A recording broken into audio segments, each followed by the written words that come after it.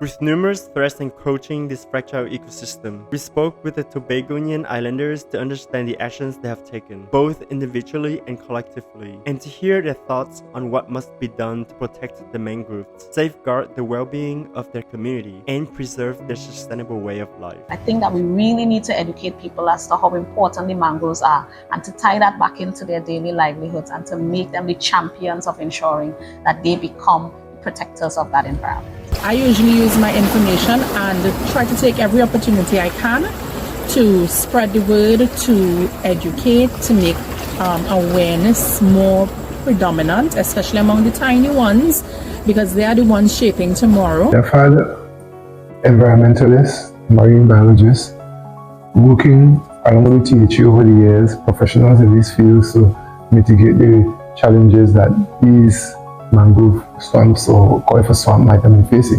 One thing for sure is to monitor their use of critical areas. For example, traditionally in Tobago they make the fish pot from the mangrove trees, So even as we use the facilities afforded us by nature, we still need to be cognizant of the fact that these are not unlimited, and we need to manage their use to the point where we ensure that there is always the potential regrowth to keep the mangrove swamps alive and well. So we could always have in stock. We need to see these people, the local community, acting as community watchdogs for the mangroves. This is where they earn their living. This is where they earn the revenue of forex, and they need to treat and preserve it.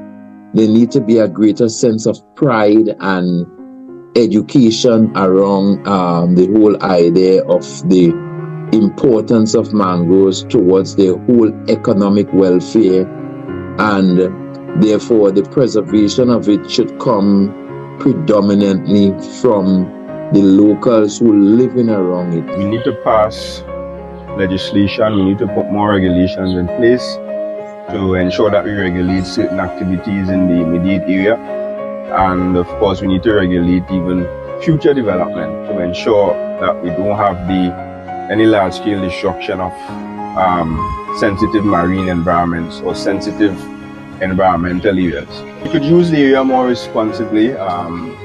Jet ski operators must ensure that we don't operate those machines in a manner that will cause destruction to the environment.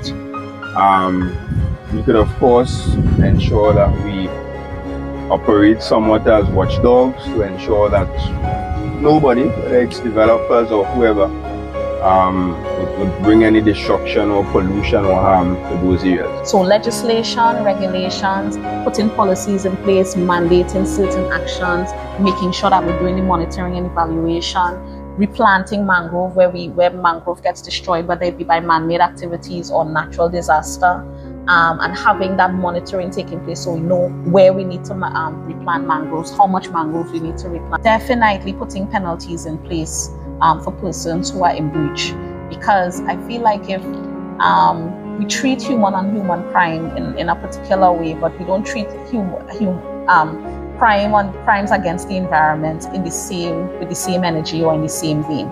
And the same way how we want to sentence a man for stealing 2-3 years hard labor in jail, that we must take that firm stance when it comes to our environment. People need to feel the brunt of the law, or else they're going to continue their very harmful practices that in the long run will be negatively affecting us all.